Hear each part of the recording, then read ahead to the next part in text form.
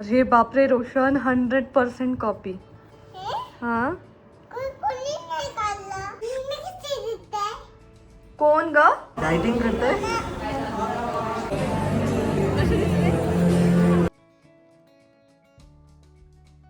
हे all very good morning to all of you. तुम्हा सर्वांचं एका नवीन ब्लॉगमध्ये खूप खूप स्वागत करते. आणि माझं काम सुरू होतं दिवसात, त्याच्या आधी म्हटलं चला आपण ब्लॉग सुरू करूया. आणि सकाळपासून एवढी गोची झाली आहे, आज काय पोस्ट करायचं माझ्याकडे तयारच नव्हतं. सो मला सकाळी उठून ते पटपट सगळं एक शॉर्ट तयार करावा लागला, तो मी पोस्ट केला. सो सकाळपासूनची ती एक घाई गडबड चालली होती. त्यानंतर लाईट गेली आमच्याकडची आणि लाईट सकाळ म्हणजे आता थोडा वेळ झाला, एक 15-20 मिनटं झाले गेली. मग मला माहीत पडलं की माझ्या फोनमध्ये चार्जिंग नाही आहे.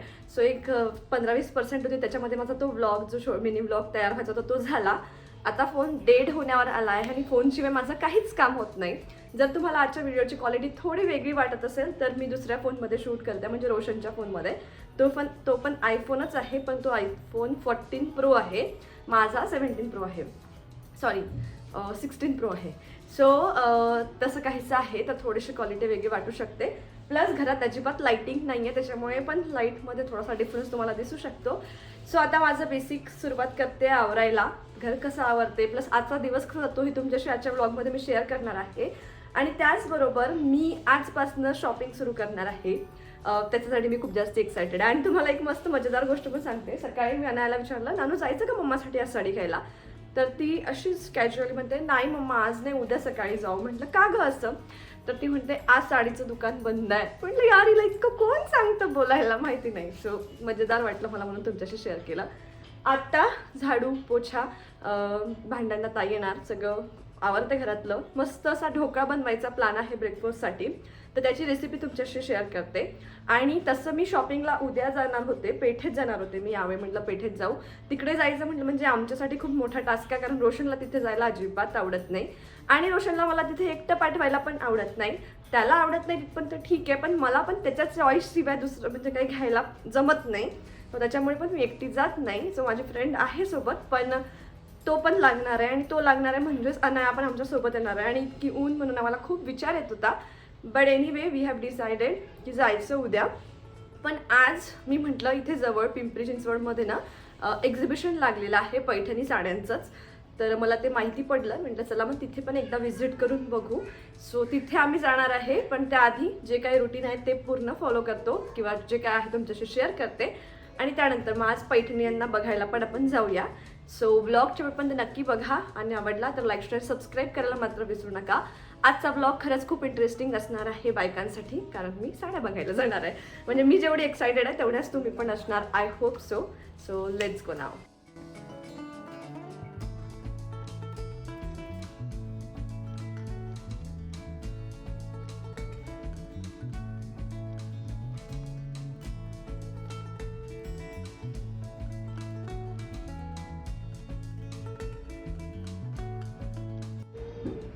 सो फरशी पुसता पुसता असे काहीसे हाल होतात आणि मला खरंच ते बघायचं होतं की हो आपला घाम गेला पाहिजे, आपण थकलो पाहिजे, आणि म्हणूनच मी ते करते आहे. पण AC मुळे ॲक्च्युली कळतच नाही की आजकाल गरमी होत आहे हॉलमध्ये पण. आणि लाईटसुद्धा कधी जाते कधी येते आम्हालाही कळत नाही, कारण इन्व्हर्टर आहे. पण इन्व्हर्टरचं काय झालं आहे माहिती नाही. सो माझा फोन पण चार्ज नाही, आता तो बाजूला दिला आहे, फोन चार्ज होऊन येईल. आणि घरातलं आता बेसिक आवरलं. मी मस्त ढोकळा बनवते आता. अनायाचा एक गेम्सचा शूट आहे, तो घ्यायचा आहे, तो करतो. त्यानंतर ढोकळा बनवतो आणि ब्रेकफास्ट वगैरे करतो आणि मग जाऊ आम्ही साडी घेण्यासाठी. सो आता ते इन्व्हर्टरचं पण एकदम प्रायोरिटीवर बघायला लागणार आहे, कारण माहितीच पडत नाही मला कधी लाईट जाते कधी येते आणि मी घामाने डायरेक्ट ओली झाली आहे. सो ब्रेकफास्टची वेळ पण झाली आहे, कारण पहिले करते आणि मग आंघोळ वगैरे करते. तर मी इकडे ढोकळा बनवायला घेतला. मी सगळ्या गोष्टी अंदाजे घेते, मला तेवढं प्रमाण कळतं की अच्छा बेसन एवढं घेतलं, त्यामध्ये मीठ तेवढं लागेल. मी कधीच कुठली गोष्ट वाटीने मोजून घेतली नाही. बहुतांश लोक चहासुद्धा मोजून करतात आणि हे बघून मला खरंच खूप आश्चर्य वाटतं की रोज आपण जी गोष्ट बनवतो त्याचं प्रमाण तुम्हाला कसं काय कळलं नाही. आणि मी आजपर्यंत स्वयंपाक शिकली तेव्हापासून कुठलीच गोष्ट कधीच प्रमाणात घेतली नाही, म्हणजे मोजून घेतली नाही. लाडू सोडले तर, कारण ते अगदी अचूक प्रमाणात बनवावे लागतात. अदर दॅन दॅट मी सगळं असं अंदाजेच घेते. आणि ही सवय मला माझ्या आईची लागलेली आहे. सो इथे मी बेसन घेतलं, त्यामध्ये साखर, मीठ, तेल आणि थोडी हळद टाकली आणि यामध्ये निंबू सत्व घातलं जातं, पण माझ्याकडे ते नव्हतं म्हणून मी निंबूच टाकला. सो एक निंबू मी इथे घेतलेला आहे मीडियम साईजचा. अंदाजे त्यामध्ये पाणी टाकलं आणि बघा माझं किती अचूक अंदाज इथे होतं पाण्याचा सुद्धा. थोडंसं पाणी परत लागलं, ते ॲड केलं आणि छान असं बॅटर तयार केलं. आता हे 10 मिनिटं बाजूला ठेवायचं. तेवढ्या वेळात मी बाकी गोष्टी तयार केल्या. काय त्या पुढे सांगतेच, पण 10 मिनिटानंतर यामध्ये खायचा सोडा टाकला, थोडासा, बघू शकता तुम्ही क्वांटिटी किती आहे, आणि तो एका डिरेक्शनमध्ये छान फिरवून घेतला. तुम्ही बघू शकता बॅटर छान फुगलेला आहे. आणि बाकी गोष्टींची तयारी म्हणजे हा कुकरचा डबा हाताशी ठेवला, कारण एकदा सोडा यामध्ये टाकला की ही बाकीची प्रोसेस पटापट करावी लागते. कुकरच्या डब्यामध्ये ऑइल स्प्रे करून घेतलं आणि त्यामध्ये हे मिश्रण लगेच टाकलं. आणि आता हा कुकरचा डबा व्यवस्थित असा डॅब करून घ्यायचा, म्हणजे कुठेही गॅप राहत नाही, प्रॉपर मिश्रण सेट होतं. त्यानंतर बाजूला ही कढईसुद्धा मी आधीच ठेवली होती. त्या 10 मिनिटाच्या वेळेमध्ये ह्या सगळ्या गोष्टी मी तयार केल्या. तर कढईमध्ये मी पाणी गरम करायला ठेवलं होतं, याला छान उकळी आलेली आहे. त्यावर एक स्टँड ठेवलं, कुकरचा डबा ठेवला, ताट झाकून ठेवलं आणि एक भारी वस्तूवर न ठेवायची, म्हणजे त्याच्यातली वाफ बाहेर जाऊ नये. आणि तेवढ्यात लाईटसुद्धा आली होती. तर रोशन चेक करतो आहे की बॅटरीला नेमकं काय झालं, आणि ते आमच्याने काही सुधारण्यासारखं नव्हतं, थोडीशी प्रॉब्लेमच झाली होती. त्यासाठी सुधारवायला माणूस बोलवावा लागणार होता. फायनली लाईट आलेली आहे, पण इन्व्हर्टरचं काहीतरी जळलाय वायर. आता रोशनने चेक केला, सो ते आता बोलवावं लागेल करायला. आणि ढोकळा माझा बनतो आहे. सो ढोकळा मी फर्स्ट टाइम बनवते आहे आणि त्याच्यातही माझं जरा ते लावताना चुकलं आहे स्टीमसाठी, त्यातनं वाफ बऱ्यापैकी जात आहे. सो 10 मिनिटं झाले आहेत, पण तो अजून काही झाला नाही आहे. सो आता मला वाटतं मला ते चेंज करावं लागेल, कुकरमध्ये टाकावं लागेल. तर ढोकळा कसा बनणार आहे मला माहिती नाही, कारण मी एकदम फर्स्ट टाइम ट्राय करते. मी केला होता खूप कधीतरी 3-4 वर्षापूर्वी. सो आता मी ट्राय करते तो, म्हणजे दुसऱ्या याच्यात भांड्यात ट्रान्सफर करते आणि कसा होते सांगते, तुमच्याशी शेअर करते. आणि माझं काय चुकलं असेल, जर समजा तो बरोबर नाही झाला तर हे सुद्धा मला तुम्हीच कमेंटमध्ये सांगा, कारण ढोकळा खूप इझी आहे बनवायला असे सगळे म्हणतात. माझी आई तर खूप छान बनवते. सो बघू आता माझा कसा होतो. सो या प्रोसेसपर्यंत तो आला आणि मला कळला की तो होत नाही आहे बरोबर. सो लेट्स सी आता असा होतो का. मी कुकरमध्ये ट्रान्सफर करून ठेवत आहे. पण प्रेशर येईल मग त्याला कुकर नाही, झाकणच ठेवते. प्रेशर, असं प्रेशरसाठी खूप ती हे काढून ठेवू शकतो आपण. काय वायसर सेफ्टी. इतका पाहून काय वाटतं कोणा मला बनेल का ढोकळा. हा जुगाड मला पहिले सुचला असतं, जास्ती बरं झालं असते कढईपेक्षा. बापरे, आता मी ते ट्रान्सफर केलं आहे. म्हणजे असा ब्रेकफास्ट आज मी करण्याचं ठरवलं जो मला कॉन्फिडन्स नव्हता करण्यात. त्यात मी रेसिपी शूट करते, म्हणजे माझ्या कॉन्फिडन्सची दाद दिली पाहिजे कोणीतरी. पण ठीक आहे, मला वाटलं होतं की तो होऊन जाईल. So let's see. आणि एक दिवस लाईट नसली तर किती धांदल उडते. म्हणजे रोशनचं तरी असं झालं होतं की काय आता जेवणाची वेळ होणारच आहे आणि कुठे तू ब्रेकफास्टच्या मागे लागते, कुठे तुला एवढं तामझाम करायचं आहे, चल रेडी हो, आपण बाहेरच जाऊ, म्हणजे साडी घ्यायला पण जायला होईल. आणि तसंही ढोकळा खाल्ल्यावर आपल्याला परत भूक लागेल, तर आपल्याला जेवायला बाहेर जायला लागेल. सो असं काहीसं, पण मी म्हटलं नाही ठीक आहे जाऊ दे, ॲटलीस्ट माझी इच्छा आज घरात बनवायची, तर आपण तेवढं बनवू, खाऊ पिऊ, रेडी होऊ आणि मग साडी घ्यायला जाऊ. आणि बाकी काय काय गोष्टी, आता ॲक्च्युली इतक्या गोष्टी आहेत. एक शूट पण करायचा होता, पण मग असं होतं की सॅटर्डे संडे शिवाय बाहेर जायला नाही मिळत. शूट तरी वीकडेमध्ये बघू म्हटलं आपण ॲडजस्ट कसा करायचा तो, पण ॲटलिस्ट आता तेवढं जाऊन येऊ. आणि बाकी मग माहिती नाही, जर माझं मन बदललं, सगळं माझ्यावर असतं सॅटर्डे संडेला. रोशनला विचारलं असं करायचं का, तो म्हणतो ठीक आहे, असं तर असं. सो मला जर असं वाटलं की नाही शूट निपटवून घेऊ आणि त्याच्यानंतर जाऊ, तर तसं पण करू शकतो, कारण बाहेर ऊन पण खूप आहे, बाहेर निघायचं म्हटलं म्हणजे. Let's see. जमला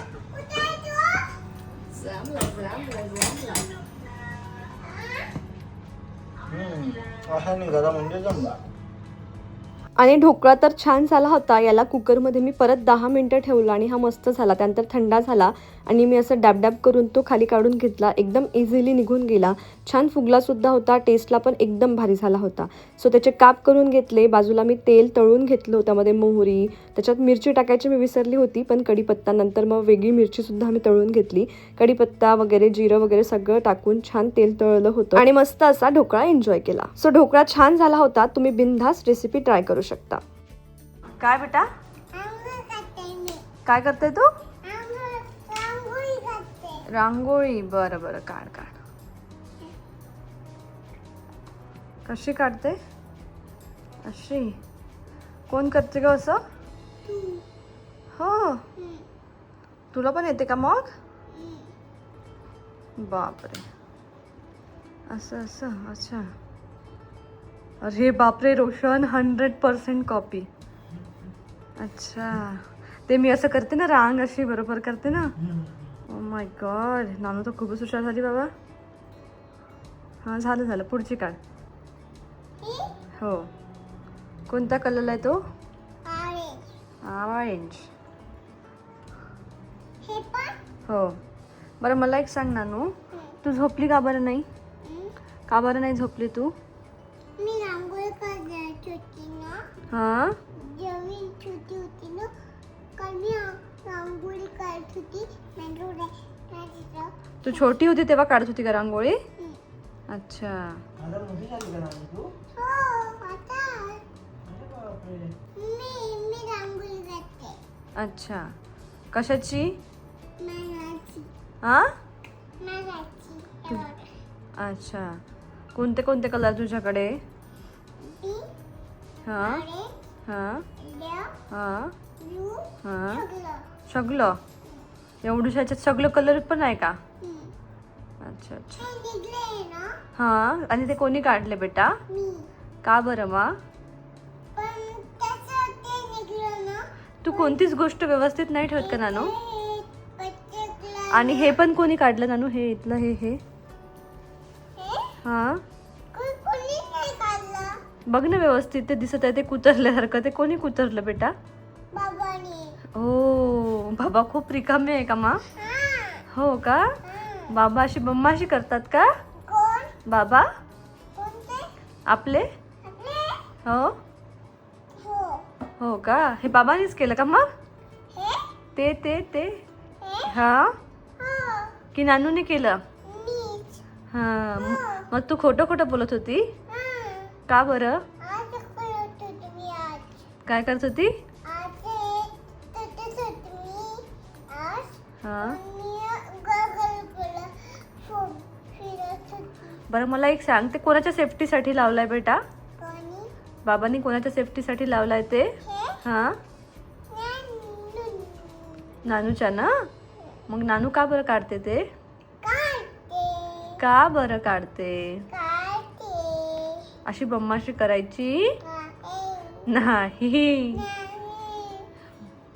बम्माच झाला ना तू, बम्माच झाला.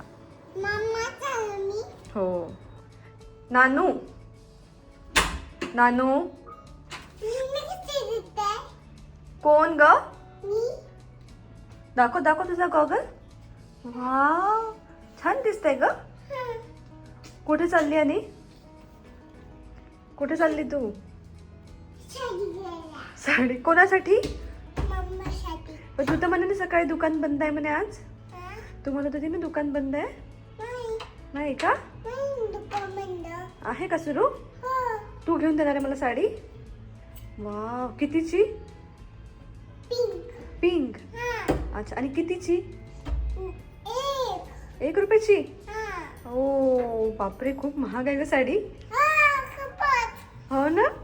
हां. आहे का पण तुझ्याकडे 1 रुपया? कशा पे करणार तू? काय म्हणणार तू त्यांना? काय करून घ्या म्हणशील? बिल. अजून? हेअरकट. हेअरकट कुठून आली मधात? काय काय म्हटलं तू? This one. Not that one. This one. This one. This one. Come. This one is coming. See? का ऑफिस? कसं म्हणतात? अजून? या कसं नाही? अजून? Tell me. बस बाबाला एवढंच येते ना नानू? एवढंच ते बाबाला फक्त. येस या टेल मी बस. बाबा स्वतः स्वतः काय बोलते का कधी? काय बोलते? काय बोलते? अरे वा, स्मार्ट दिसतं का नानू तर?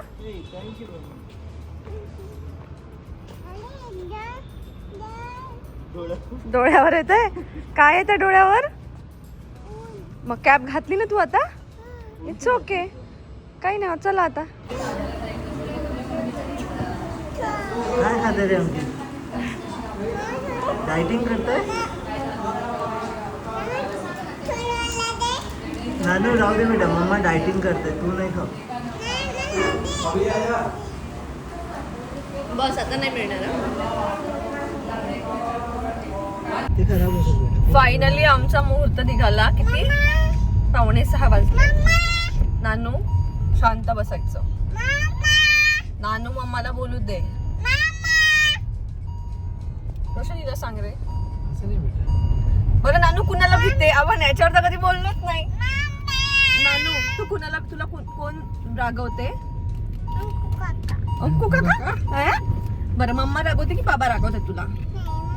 मम्मा रागवते. खरं बोलली नानू तू आज. हो ना एकदम. आज कसं काय तुला माझा दरारा कमी झाला का तुझ्यावर नानू? ए काय होत आता? लदबीत नाही, लोद. आणि मला सांग ना, तुला कोण रागवतं? हा मम्मा बाबा कोण रागवतं? मम्मा की बाबा? मम्मा रागवते. आणि तुला कोण आवडते? का नानू? मम्माच रागवते आणि मम्माच आवडते का? तुला फिरायला कोण नेतं? तुमच्या घरात काय सिच्युएशन आहे? आमच्या घरात असं आहे की सीट बेल्ट लावा. हो सॉरी नानू, आपण कुठे थांबलो ग? हा नाही व्यवस्थित सांग. सिग्नल नाही, सिंगल. कुठे कुठे थांबलो? Very good. सो हा तर नानू नाही आता. ठीक आहे. सो आमच्या घरात तरी असं काहीच आहे की अनाया रोशनला 1% पण भीत नाही. म्हणजे तिला जर म्हटलं की नानू असं नाही करायचं किंवा काय रोशनने काय म्हटलं ते होते, बाबा कशाला ओरडते मला? कळत नाही का तुला? मला लागवता का? बाबा मला लागवता का तुम्ही? कसं म्हणते नानू तू बाबाला? हा? मला उधरू नाही. हा असं म्हणते. आणि तेच मम्माने म्हटलं, मम्माचे डोळेच काफी आहे किंवा मम्माने फक्त असं पलटणंच काफी आहे. माझा दरारा एवढा कसा झाला हे मलाच माहिती नाही. दरारा होण्याला काय? फक्त माझा आवाज मोठा आहे. बट मी काही कधी दरारा दाखवला नाही. पण आम्हाला हळूहळू कळायला लागलाय की अच्छा ती मला भीते आणि एकाचा धाक खूप महत्वाचा आहे. नाहीतर ही मुलं कधी इथे बसतात ना हे कळतच नाही. कारण कसं होते माहितीये का, एखादी गोष्ट त्यांना करायची आहे म्हणजे करायची, ती कितीही वाईट असू दे त्यांचंच होते नाही हे तो मुझे करना ही है. मग तिला जर रोशनने तिला 100 वेळा म्हटलं की नाही नानू तसं नाही करू, नाही नानू, रोशनचं तर आपल्याला अजिबात काय ऐकायचंच नसतं. मग शेवटी मला असं फक्त बघावं लागतं. काम डन.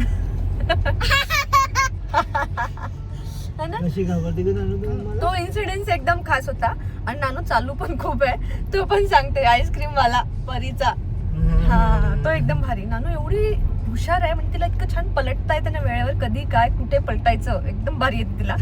आणि माझा दरारा त्याचा पण एक इन्सिडेन्स सांगते. आता कसं आहे ना, मी कॅमेरा त्यावेळी त्या गोष्टी कॅप्चर करू शकत नाही. मे बी तेव्हा मी ब्लॉग शूट करत नसते किंवा ती अशी इन्स्टंटली सगळ्या गोष्टी बोलते करते त्याच्यामुळे. बट खूप भारी भारी इन्सिडेन्सेस होतात आमच्या घरात.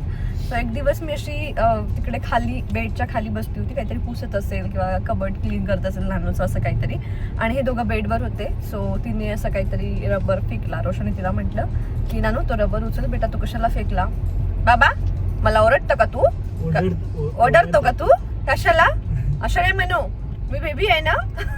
2 शब्द जास्तीचे बोलून देते. आणि मी छोटू बेबी आहे ना. आणि मग जसं रोशन मला म्हणतो अंकित ही बघ बरं का, मी अशी खालची मान फक्त अशी केली. मम्मा मी उचलू का हे रबर उचलायचे आहे का?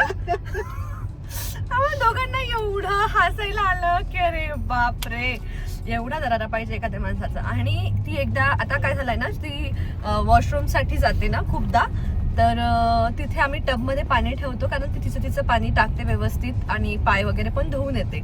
पण प्रॉब्लेम काय आहे ते टबमध्ये पाणी ठेवण्याचं, जेवढ्या टबमध्ये पाणी असेल पूर्ण खाली झालंच पाहिजे, त्याच्याशिवाय बाहेर निघायचंच नाही. म्हणजे असं 1-2 मग टाकलं आणि निघालं नो, मग आम्ही ऐकत पण नाही बाहेर यायला. म्हणजे आम्हाला दिवसभरात 3-4 कपडे पण चेंज करावे लागतात कारण सगळे कपडे पण आम्ही ओलं करतो. सो मग त्या मी फेश होत आहे म्हणते, मी फेश होत आहे. काय करते नानू? तर मी फेश होत आहे. नानू काय होते का तू? अरे देवा, फ्रेश नाही ना, फेश. हा सो हिला आम्ही इतका अजिबात करेक्ट शब्द सांगत नाही कारण आम्हाला छान वाटतं ते तिचं बोलणं, पण तिला आमच्या बोलण्यातनं ते प्रॉपर शब्द जाणून घ्यायचे असतात आणि जर का आम्ही तो करेक्ट शब्द बोलला तर नेक्स्ट टाइम तो करेक्ट झालाच पाहिजे. एनिवे, तर मग तिला बाहेर यायचं नसतं, मग रोशन तिला 10 आवाज देतो, नानू असं नाही करू, नानू बाहेर आहे, नानू पडशील. नानू कसली ऐकते, फक्त नानू काय करताय एवढं जरी म्हंटल किचन मधून, आली मम्मा आली.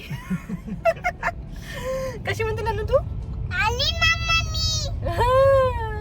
असं तर घाबरते का गं? तुमच्या घरातली काय स्टोरी आहे, म्हणजे तुमचं बाळ मम्माला भीतं की बाबाला भीतं? आणि मला तरी वाटते की बाबाला न भिल्यापेक्षा मम्माला भिणं जास्त जरुरी आहे, कारण घरात जास्ती वेळ मम्माच असते. मग जेव्हा बाबा ऑफिसला जातात तेव्हा मम्मानी काय करायचं, त्याच्यापेक्षा मम्माला भिलेलं जास्ती बरं. ओके, सो दिस इज आमच्या घरची स्टोरी. हो ना नानू? हो. बरं, आता मम्मासाठी आपण काय घेऊन येऊ? मस्त साडी. आणि आता ही माझ्या भावाच्या लग्नातली. बरं हा, मी तुमच्याशी शॉपिंगवर किंवा मी काय घेणार आहे, कधी काय घालणार याच्यावर बोललेलीच नाहीये, पण मी अजून ठरवलेलं आहे. म्हणजे पण माझं असं 50-50 झालंय की या दिवशी हे घालायचं त्या दिवशी. फक्त माझं हळदीचं फिक्स झालंय आणि लग्नाचं फिक्स झालंय की हळदीला मला शरारा टाईप समथिंग घालायचंय आणि लग्नाला मला एकदम प्रॉपर पैठणी किंवा अशी ट्रेडिशनल साडी घालायची आहे. सो ते आता आम्ही लग्नाचं घ्यायला चाललोय. हळदीला काय घेते, मेहंदीला काय घेते, रिसेप्शनला काय घेते, हे सगळं काही मी तुमच्याशी पुढे ब्लॉगमध्ये शेअर करणार आहे, पुढचे blogs. So I hope you guys are excited आणि मी पण खूप जास्त एक्सायटेड आहे. सो चला मग आता पैठण्या कशा आहे तिथे बघू. म्हणूनच आम्ही आज एवढ्या याच्याने आलो की मग नाहीतर उद्या पेठेत आम्हाला जाता येईल. आणि आता जास्त वेळ राहिला नाही आहे, 1-1.5 महिना पण नाही आहे हार्डली म्हणजे मला जाण्यासाठी. सो तेवढ्यात ब्लाऊज शिवून मिळालं पाहिजे, म्हणून हाच वीकेंड आम्हाला हे काम करणं खूप गरजेचं होतं. So let's see. So exhibition बऱ्यापैकी मोठं होतं आणि भरपूर कलेक्शनसुद्धा होतं. सो मी पहिले स्टार्टिंगला बघितलं तर एकदम नॉर्मल साड्या होत्या, म्हणजे त्या मी रेंज पण बघितली तर 4-5 हजाराच्या रेंजमध्ये होत्या.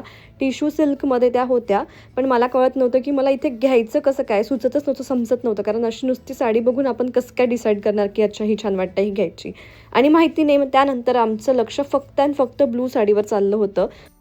वा वा वा,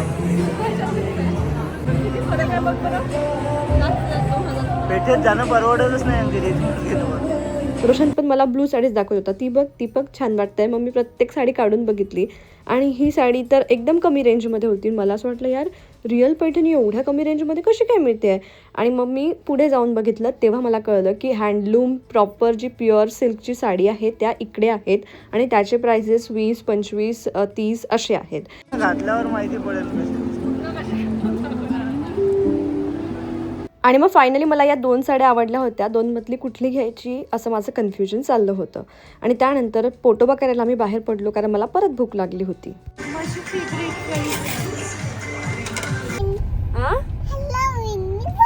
हॅलो एव्हरीवन असं बोलत असते का मम्मा? नाही मम्मा हे ऑल कसं म्हणते? कालचा ब्लॉग सेंड करायचा राहिला, आपण काही बोललोच नाही नंतर. हो ना? हो, आपण सगळ्यांना सांगितलंच नाही आपण साडी घेतली की नाही घेतली. सांगितलं तू घेतली का मम्माने साडी? नाही. मग सांगायला लागेल ना सगळ्याला आपल्याला. मी तिथे गेलो आणि 4-5 हजाराची पण रेंज होती, त्यापेक्षा कमीच्या पण होत्या. आणि म्हणजे टिश्यू सिल्कमध्ये वगैरे पण साड्या होत्या आणि प्लस आपली प्युअर सिल्क जी आहे ती सुद्धा होती. सो आता तिथे त्यांनी ते येवला पैठणीचं एक्झिबिशन होतं. आता त्यांनी असं दिलं होतं की त्यांचं डायरेक्ट फॅक्टरीमधनं आहे, त्याच्यामुळे फॅक्टरी प्राईस वेगळ्या होत्या आणि ॲक्च्युअल त्याची प्राईस समजा 25,000 असेल तर ती ऑफर प्राईसमध्ये किंवा त्यांच्या फॅक्टरी प्राईसमध्ये ती आपल्याला 20,000ची मिळत होती. सो मला तरी म्हणजे प्रॉब्लेम वॉज की तिथे मी 15-20 किंवा जास्ती म्हणजे जास्तीत जास्त 30 साड्या असतील ज्या मी बघत होती थोड्याशा प्रीमियम रेंजवाल्या. तर ॲक्च्युली माझा बजेट 20 वगैरे नाही आहे. माझा बजेट होता एक 12-15 पर्यंत आपण घेऊ, त्याच्यापेक्षा जास्ती नाही. पण मग ती मला जे आवडत होते ते 25,000ची साडी होती आणि ती तिथे 20ला होती. पण माझा प्रॉब्लेम असा झाला की चल ठीक आहे आपण थोडा बजेट वाढवूनही जरी घेतला पण खूप ऑप्शन्स नाही बघायला मिळाले. मला जरा थोडे कलर ऑप्शन्स आणखी पाहिजे होते. आणि तिथे फक्त कसं आपण साडी खोलून अंगावर लावून बघू शकत नव्हतो, फक्त तेवढं बघा आणि घ्या असं होतं. तर मला कुठेतरी झालं की नाही यार, आपण एवढी एकदम 20,000ची वगैरे साडी घेतात तर थोडीशी अंगाला लावून बघितली पाहिजे, किंवा दुकानात गेल्यावर ह्या सगळ्या गोष्टी करून बघता येतात. आणि ते म्हणतायत की 25,000ची आहे आणि ती आपण ऑफर प्राईसमध्ये देतो. तर ती खरंच ॲक्च्युली ती ऑफर प्राईसमध्ये मिळतं आपल्याला की नाही, किंवा ते अंगावर कशी दिसते हे काय मला तिथे बघता येत नव्हतं. आणि एक्झिबिशन असून 2-3 दिवस आहे, तर मी विचार केला की आज आपण पेठेत जाऊन पाहू. पेठेत 1-2 दुकानांमध्ये जिथे काय आवडते का बघू, आणि सेम रेंज असेल तर मग पाहून तिथनं साडी घेऊ. आणि जर का असं कुठे वाटत असेल की नाही यार हीच सेम साडी आपल्याला पसंत आलेली आहे आणि हीच साडी तिथे आपल्याला 25ची 20मध्ये मिळत आहे, तर त्या केसमध्ये आपल्याला इथे येऊन परत घेता येईल, कारण एक्झिबिशन माझ्या घरापासून जवळ आहे. सो म्हणून आमचं पेठेत जायचा प्लॅन होताच, पण आम्ही काल तिथे व्हिजिट करून आलो फक्त. आणि 2-3 साड्या पसंत आल्या. आता जर मला खूप महागाची नसेल घ्यायची 20,000ची, तर मी स्टोरी टाकली होती ॲक्च्युली इन्स्टाला की कुठली चांगली वाटते. पण माझा म्हणजे ब्लू कलर घ्यायचा खूप आधी प्लॅन होता, आणि मग एवढं तसं झालं होतं नाही यार ब्लू नाही घ्यायचा, मला असं थोडा ऑरेंज वगैरे टाईप घ्यायचा आहे. पण तिथे तसावाला शेड नव्हता, ब्लू शेड होता चांगला आणि तो आवडला पण होता. पण तेच की प्राईस तुम्हाला सांगितली. आणि त्या व्यतिरिक्त एक ग्रीन शेड होता जो तुम्ही सगळे ब्लॉगमध्ये बघितले असेल. तर ह्या 2 साड्या मला आवडल्या होत्या. ग्रीन याच्यासाठी आवडली होती कारण ती बजेटमध्ये होती, 11,000ची होती ती, म्हणजे तशी ती 15ची होती पण तिथे 11ला मिळत होती. सो म्हटलं एकतर आपल्याला खूप महाग नसेल जायचं तर आपण या ग्रीनकडे पण जाऊ शकतो. सो 2-3 साड्या माझ्या डोक्यात आहे, मी चूज करून ठेवले आहे. पण पुढचं बघू, म्हणजे आता काय पेठेत गेल्यावर काय माझं डिसिजन चेंज होते आणि मग मी काय फायनल करते हे तुम्हाला पुढच्या ब्लॉगमध्ये बघायला मिळेलच. So stay tuned. आणि आजचा ब्लॉग मी इथे सेंड करते. तुम्हाला आपला आजचा पूर्ण ब्लॉग कसा वाटला नक्की कमेंटमध्ये सांगा. भेटूया पुढच्या असे एका छानशा व्हिडिओमध्ये. तोपर्यंत बाय बाय.